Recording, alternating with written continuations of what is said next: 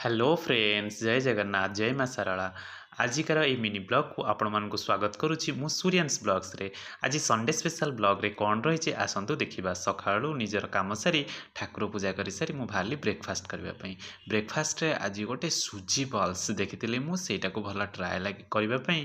खाली सुजी बल्स करके छुंक देकरी टमाटो केचप रे टेस्ट कली बहुत सॉफ्ट भी से लगुला भल भी लगिला खाइबापी तापर लंच पाई सुजी बल्स कला बेले मु भात कर देइथिली तापर लंच पाई आज भी आउ गोटे नुआ आइटम जोटा कि देखी मु आउ कम सब परिबा सिझारे आउ एते मसला किछि यूज हेनी सेटा केमती हवा आसतु से प्रणाली देखा फास्ट पानी गरम करी सेतिर टिके अरुआ चाउल आउ भृसंग पत्र आउ कंचा लंका ताकू टिके पेस्ट करदेली पेस्ट करी ताकू रखीदेली तादरे परिबा भी किछि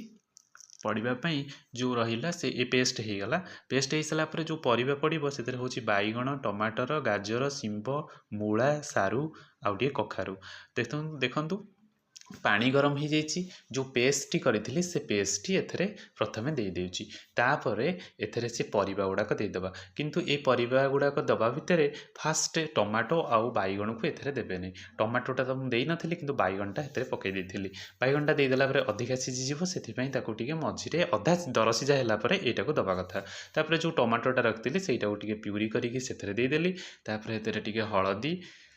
काश्मीरी चिली पाउडर आउ स्वाद अनुसार लुण आपको पकईकी छाड़ीदेव सिझापी से सिझिला बेलू तापर तड़का दवापाई एथरे अधिका किसी दरकार नहीं टिके रसुण अधिका दरकार रसुण अधिका दर छेचा करी रखिए आउ गोटे तड़का पैन गरम करके से सोरिष तेल नहीं गली तापर दीटा सुखिला लंका आउ टिके फुटण आउ जो दर छेचा थिला